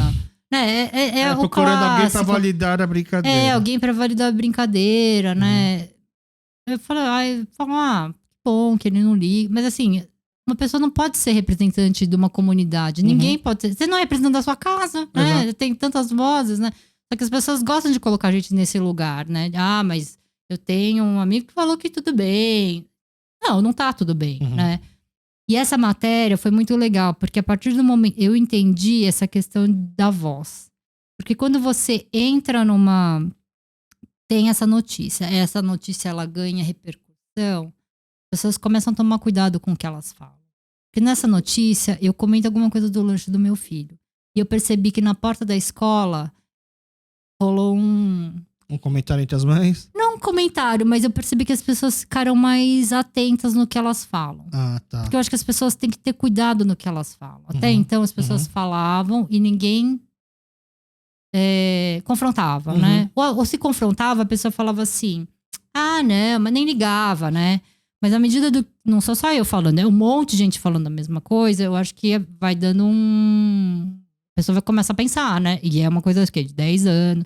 Pensa em um monte de coisa que a gente falava quando a gente era novo que é racista, né? Você faz o caminho de volta, você fala, nossa, gente, tava muito errado. Eu lembro que meu irmão trouxe uma vez, acho que do colégio, alguém passou pra ele uma lista de piadas racistas, assim, do tipo, como que o negro pega ônibus à noite. Era uma época que estourou essas piadas, assim, né? E eu tinha acho que 6, 7 anos, eu decorei todas. Então. Aí você tem uma ideia, teve uma vez que acho que não sei se era Natal, se era Páscoa ou Carnaval. Meus pais, a gente foi, eu, meu pai, minha mãe e meu irmão, a gente viajou pra um resort, um hotel fazenda, né? Era hotel fazenda na época, nas águas de Lindóia. E teve um show de calouros. E acho que com 7 anos eu fui lá contar piada e contei essas piadas. E acho que por ser criança, né, a galera deu risada. E acho que naquela época nem se enxergava tanto como um racismo, achava que era só piada. Aí você pensa também, será que tinham negros naquele lugar? Com certeza não. Então. Com certeza. Então, não, tinha provavelmente como funcionários e tal, e ficando constrangido, né? E graças a Deus a gente evoluiu, né? Graças a Deus a gente entende hoje que aquilo era errado, é racismo. Não pode justificar que antigamente se zoava. O pessoal pega muito o exemplo do Mussum, né? Que tinha muitas piadas que o Mussum fazia nos Trapalhões. Olha como naquela época era legal, isso aqui podia e hoje em dia tá muito mimimi. Isso daí, na verdade, é um argumento que não vale, né? Graças a Deus a gente evolui. E eu acho que tem uma coisa, acho que é engraçado, né? Porque quando a gente fala essa coisa de racismo, parece que é uma coisa longe, né? Assim, uma teoria, né? Mas hoje eu penso bem no micro, sabe? Por exemplo, eu pego se fosse com meu filho. Porque assim, se você tá num mundo que a maioria é de um jeito, agora eu vou falar de brancos, e tem 1, 2, 3 crianças diferentes, negras, asiáticas, enfim. Quando a agressão é pra ela, o que acontece é assim, vou colocar o padrão do que acontece. Fazem uma agressão. Agressão, não tô falando de porrada, soco, verbal. E às vezes nem é explícita, tá? Fazem uma agressão com ela. A criança, você não entende direito o que tá acontecendo. Você não entende, se sente desconfortável, mas você não entende o que aconteceu. Tem crianças que entendem e às vezes vão reclamar.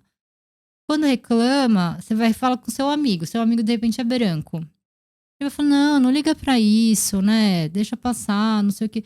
Porque não tem como essa pessoa entender mesmo. E ela vai falar, não foi uma brincadeira, não foi pra ofender. Mas a dor tá lá, entendeu? Então eu penso assim, bem no micro. Se isso acontece com meu filho, com o filho de outra pessoa também tá acontecendo. E eu vou falar de um ponto de vista bem real, assim. Porque assim, meus filhos são birraciais. Meu marido é branco, asiático. E aí, eu lembro, as crianças, elas percebem desde muito pequeno. Eu falo bastante dessas questões no meu Instagram, mas eu não falo disso muito com os meus filhos. Eu só falo quando eles trazem. Trazem alguma outra questão, eu não teorizo. Eu falo, a mamãe já se sentiu assim. Hoje, o que eu vejo, que é o que empodera, né? Vou usar essa palavra. É você aceitar que aquilo foi uma agressão. Eu vejo isso com os meus filhos. A gente não tem muito como mudar. Vai acontecer, não vai ser a primeira vez, não vai ser a última, vai acontecer muitas vezes. Mas o fato de você reconhecer que aquilo aconteceu e é errado, eu acho que isso fortalece, sabe? Já aconteceu com meu filho e eu falei, filho, eu sei como você se sente, já aconteceu isso com a mamãe. Tá errado, não está certo. A gente vai falar com o amigo, aí, se ele entender, entendeu. Se ele não entendeu, você não é responsável por ele entender ou não. Não é a obrigação sua. Eu deixo isso muito claro. E aí ele consegue entender, consegue pontuar. Isso ele consegue entender. E a gente sempre falou dessas questões. Por exemplo, quando eu andava na rua, tem sempre alguém que fala, China, não sei o quê. Ai, mulher ainda, vão chavecar você, não sei o quê. E às vezes eu tô com as crianças, e os caras não têm... Você tá com criança e mesmo assim a pessoa te chaveca, né? É assim, sem noção. Mas enfim. E aí uma vez o meu filho pergunta, ele falou, mamãe, por que as pessoas falam com você desse jeito? Aí eu falei, como assim? Aí eu comecei a ver que ele sacava. E com ele entendeu que com o pai, que é homem, não acontecia. E aí eu sempre contava de alguma coisa que aconteceu, não sei o quê. Pro meu marido, ele entende, acredita porque sou eu que aconteceu. Mas não aconteceu com ele, né? Um dia, meu filho tava no futebol, e aí ele saiu chorando, eu não estava. Tava o meu marido. E aí o meu marido falou, o que aconteceu? Não sei o que. Ele falou, ele ficou me chamando de coreaninho. Eu falei pra ele parar, porque eu não gostei e eles continuaram. E aí tocou meu marido. Porque eu não tava, né? Porque sempre quando tá, e essas coisas acontecem, os meus filhos não contam pra mim. Porque é óbvio, eles vão contar pra mim, porque minha mãe vai entender, meu pai não vai entender. Mas foi a primeira vez que aconteceu com ele. Porque ele estava presente. E eu falei, e aí, o que você fez? Pô, eu fiquei sem reação, né? Eu falei, seja bem-vindo ao nosso time. É assim que acontece. Você tem as ferramentas, mas você não consegue reagir. Não, e aquela coisa assim, mas... Qual o problema de chamar de coreaninho? Ele não é coreaninho? Ele não é coreano? Tipo, eles não entendem, né? Que é tirar a sua identidade. E aí você tira... Por que ele é o coreaninho? E não o nome e o outro dele. É o Daniel, e o outro é o João, e o outro é... Sabe, assim? Então, é você colocar a pessoa na posição do outro. E aí, eu e meu marido, a gente tem várias dessas discussões. Aí, um dia, ele falou uma coisa que eu achei muito legal. Que ele falou assim... Sá, você pode me contar essas coisas. Eu vejo você sofrendo. Eu vejo as crianças trazendo essas questões. Pra mim, dói. Mas eu nunca vou sentir o que vocês estão sentindo. Porque não acontece comigo. E é verdade. Isso pra mim, isso é a realidade. A gente tem que entender. Entendeu? Por isso que é muito difícil, quando você não você empatizar com os outros mesmo. Não quer dizer que você vai entender 100%, mas você tem que entender que você talvez esteja criando sofrimento, mesmo que inconsciente, numa outra pessoa. E o mesmo vale quando a gente fala assim da questão do privilégio amarelo também, porque a gente sofre isso, e aí a gente... E existe uma discussão se o que a gente sofre é racismo ou preconceito, porque aqui no Brasil tem muita gente que considera que racismo é o que o povo preto sofre, porque o que a gente sofre são microagressões verbais, a gente não é preso, a gente não é parado pela polícia, a gente ainda tem muitos outros privilégios, né? Não é uma competição de quem sente mais dores, né? Mas essa reflexão que o seu marido fez é a mesma reflexão que a gente também... Sim. Né, não pode querer comparar o que a gente sofre com as dores, né, de outros povos também, né? Mas a gente tem que tomar muito cuidado com isso, porque assim, não é competição, não é Olimpíadas, né, de quem sofre mais, mas por outro tá sofrendo não quer dizer que a nossa dor não exista. Sim. Porque a gente tem que entender que essa dor existe e ela tem consequências psicológicas, mentais, de autoestima, né? Com homem, com mulher acontece muito. Essas questões de autoestima abrem situações para você entrar em relacionamentos abusivos. Assim, uma coisa leva a outra, sabe? E é engraçado porque eu sou super a favor de quanto mais as crianças tiverem diversidade. Diversidade é outra palavra também do bingo, né? Do bingo da modernidade, né? Elas se beneficiam não porque tem um negro, uma pessoa com deficiência, um autista. Não é isso. É porque quando você está no ambiente escolar, você não vê o seu amigo como uma raça, como uma questão. Você vê o seu amigo. Então, por mais que você tá aqui circulando entre ele, lá na frente, se você vê um amigo, você vai lembrar do seu amigo. Eu realmente acredito nisso, assim, sabe? Não é utópico. Você vê como uma pessoa, você não vê como um outro. As pessoas que não... Por isso que eu falo que é o nosso trunfo. As pessoas que não tiveram acesso à diversidade, elas se abrem menos para comer comidas diferentes que eu falo, sem ser o que ela sempre come. Ela vai fazer... Eu tô generalizando, tá? Mas assim, pelas minhas pesquisas empíricas, é isso. A pessoa que não se abre para comer certos tipos de comida, ela tem mais dificuldade para se abrir em ideias, julgar. E antes eu achava que quanto mais a pessoa viajasse, mais mente aberta era. Não é. Isso não é verdade. Você tem uma chance de ser cabeça aberta, mas isso não se Depende do concretiza. tipo de viagem que você faz Exato, também, né? exato. Esse é o meu ponto. E é engraçado porque nesse meu perfil pessoal do Instagram, tem uma amiga minha que estudou comigo na 7ª série. E na escola que eu estudava tinha vários asiáticos, enfim, e ela não era. E ela viu essas questões, tudo aqui, e ela falou: Sá, lê esse livro que eu acho que você vai gostar. É um livro da Grada Quilomba. Chama Memórias da Plantação. Eu li o livro e aí nossa, pra mim, assim, caiu. Eu recomendo pra todo mundo, todo descendente de asiático, coreano, não sei o quê, porque eu acho que você vai se conhecer. O ponto de vista da Grada Quilomba. Eu não sei se ela é portuguesa ou é filho de. Ou ela é imigrante. Ela é de a família. Não sei, gente, desculpa a ignorância, mas os pais dela, acho que migraram de algum lugar da África pra Portugal. Então ela cresceu em Portugal. Gente, o que ela sofreu. Tem muitas situações que são muito parecidas com a gente. Muito, assim. Eu falei, gente, como? E de novo, aqui é um povo africano indo pra África, mas a gente pra Europa, né? Pra Portugal, e a gente consegue identificar pelo tipo de dores, né? Não, aí, quando eu li o livro, eu falei, gente, eu li todos os livros errados. Porque todos os livros que a gente lê na escola, a gente tenta se colocar na situação que a gente até forçava, né? Fiquei pensando, a gente às vezes não gosta de literatura, não é porque a gente é mais burro, ou não entende português, ou tem. Porque não se identifica. É porque a gente lê os livros que é sobre um ponto de quem fez a escolha desses livros. É um grupo de pessoas, são os brancos, que pra ele faz sentido. Mas pra quem tá fora dessa média, não faz sentido. Quando eu li o livro dela, eu falei, gente, eu li todos os livros errados. Claro, você tem que ler. Gente, eu não tô falando pra não ler. Tem que ler, passar o vestibular, tem que fazer toda a parte chata também, né? Mas tem muitos livros que você consegue se identificar. Dali pra frente, eu só escolhi livros que tem a ver. E aí eu vi que eu falei assim, gente, eu perdi muito tempo. Esse da Grada Quilomba, todos da Djamila Ribeiro. A Djamila Ribeiro tem um que chama Cartas pra Minha Avó. Gente, tem umas situações que são muito parecidas. Muito parecidas. Então você vê, sabe? São pessoas com cores diferentes com a sua, às vezes com um nível socioeconômico diferente dos seus, mas tem muita coisa que é muito parecida. E com a Djamila a gente acaba trocando umas mensagens, né? Ela fala de uma questão de dor de garganta que eu consegui fazer uma relação com o sangramento que eu tive, de somatizar.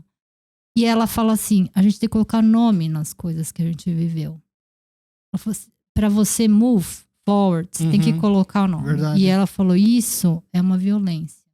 Ela falou, o que a gente passou, né? São realidades diferentes, mas a gente tem que colocar nome nas coisas.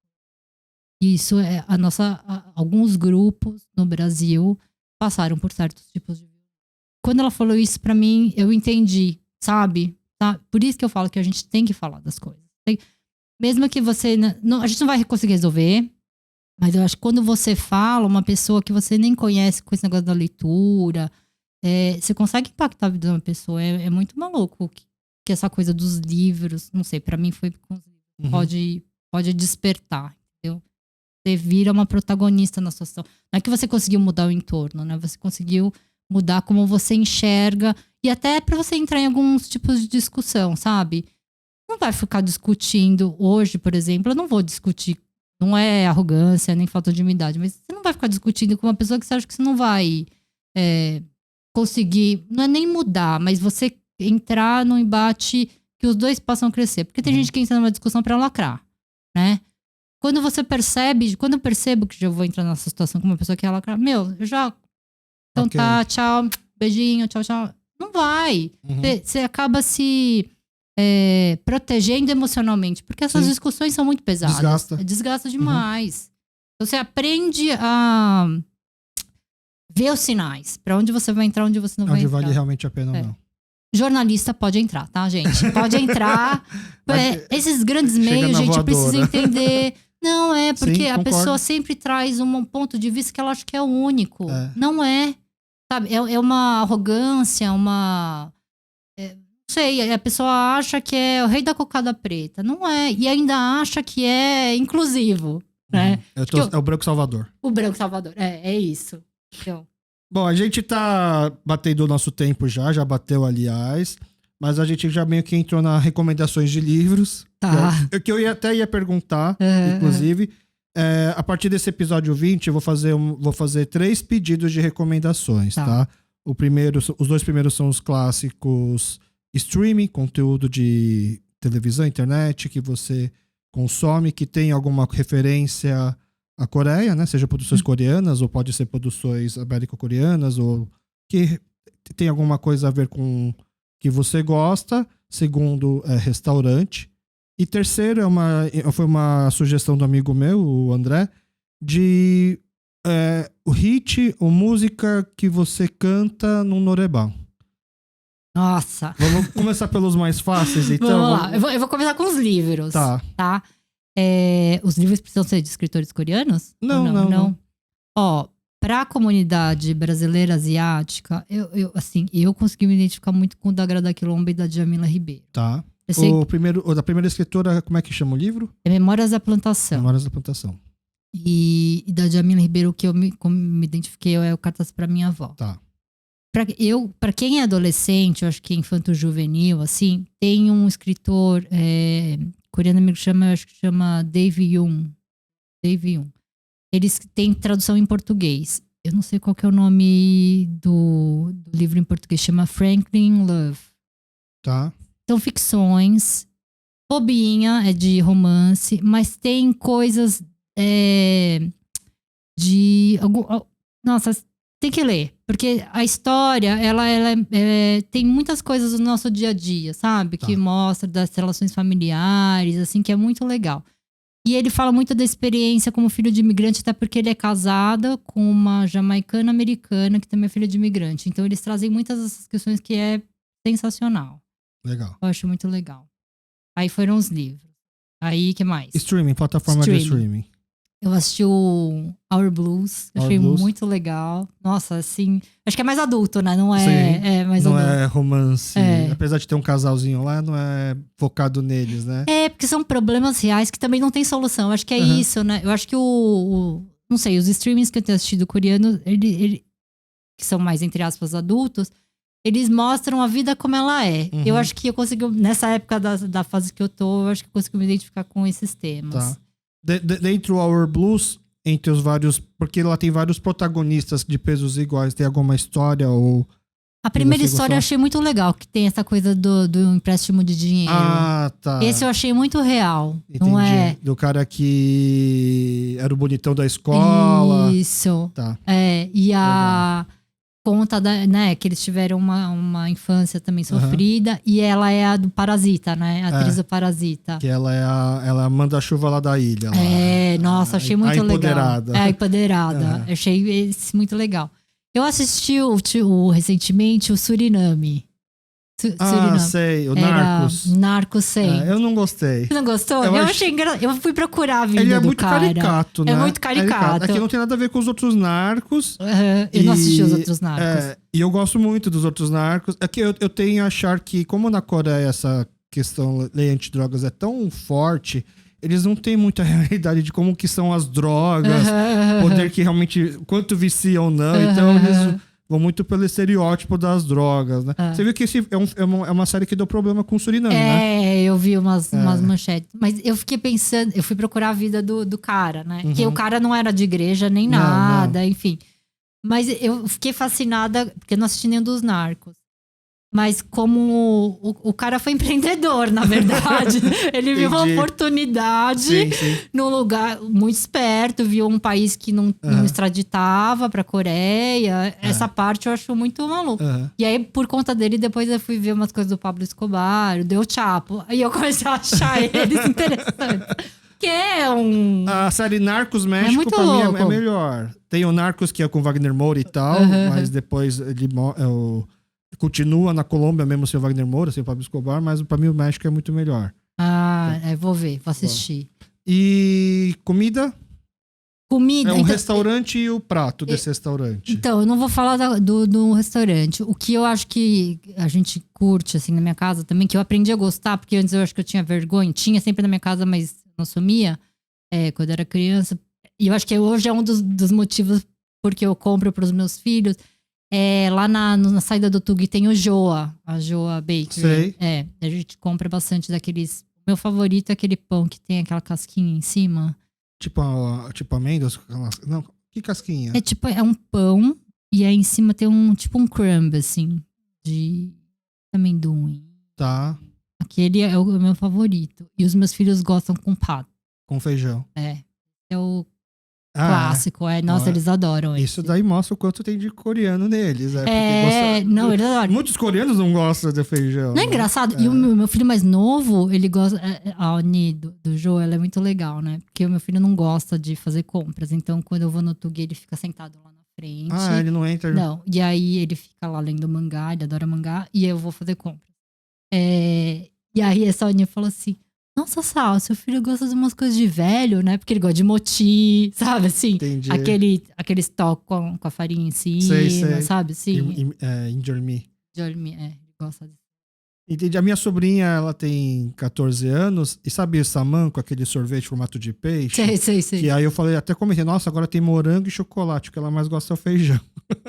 Eu nunca gostei desse sorvete. É meio um pão com... É um pão meio mole, né? meio murcho com sorvete. Eu gosto, mas o feijão não é meu favorito. Dela que engraçado, né? E agora o norebá. Gente, eu nunca fui muito de norebá, mas sabe aquele... então, aí faz relação com o streaming. Tem aquele seriado chamado Hospital Playlist. Uhum. Eu não gosto muito de assistir novela coreana, porque quando eu entro, acaba a minha vida, né? Você fica lá, você tem que trabalhar, aí você fica meio maratonando. Mas na pandemia, eu falei, vou ver esse daí. Esse tem música. Muita música. Muita música. Uhum. E os meus filhos, um dia sentou de um lado, outro dia sentou... Aí teve uma vez, aí você vê que eles engataram com esse negócio da música, enfim. E o Aloha, que eu acho que é a música tema do Coisa, vocês cantam direto. É engraçado, né? É engraçado. Você já conhecia a música? Não conhecia. Você ouviu pela primeira vez no Hospital Playlist? Só que aí eu acho que o Hospital Playlist, eles devem ter feito uma pesquisa que é pra gente de 35 a 40 anos. Uhum. Porque as músicas que tocam... Muitas são daquela época, assim. É que é na época que eles eram universitários, né? Entendi. E aí dá uma... Até fui procurar... Eu acho que por conta disso eu comecei a procurar mais música coreana. E você não é muito de norebá, então? Não sou norebá. Entendi. Talvez ainda, viu? Talvez. Eu gosto. Pode chamar, eu gosto. Você não vai muito, mas gostar você gosta. Não vou muito. Eu não tive... Teve várias pessoas da minha geração que andavam mais coreana que ia, né? A balada era o norebá. Eu não ia nem na balada brasileira, nem na coreana. Entendi. Bom, já fica então aqui as dicas. Eu vou depois perguntar para todas as pessoas que já vieram aqui quais são os hits de norebá, quando tem, né? Se tem. Pra depois tentar montar uma playlist também, pra facilitar pras pessoas. E aí faz um Spotify também. Exato, a ideia essa. Foi a ideia que o meu amigo André me passou. Legal. Tá bom? Mais uma vez, muito obrigado por ter agradeço, vindo. Alex. Muito obrigado por sempre compartilhar, por ajudar a divulgar o KyopoCast, tá? E hoje, então, pessoal, espero que quando você puder, que estiver ouvindo esse episódio no Spotify, se você não estiver dirigindo, provavelmente vai aparecer o vídeo também no próprio aplicativo, e é bem provável também que o episódio já esteja no ar no YouTube. A gente já vai botar também o link do KyopoCast no YouTube, no perfil do Instagram. Caso isso não dê certo, essa parte vai ser editada e ninguém vai ter ouvido. Tá bom? Mais uma vez, muito obrigado. Obrigada aí, Alex, pelo convite. Muito obrigado para você que ficou aqui até o final. Até semana que vem. Valeu! E esse foi mais um episódio do KyopoCast. Espero que tenham gostado e muito obrigado a você que ficou até o final. Por favor, deixe seu comentário, críticas e sugestões nas nossas redes sociais, Facebook e Instagram, @KyopoCast, ou mande um e-mail pra gente, kyopocast@gmail.com. Muito obrigado e até o próximo episódio.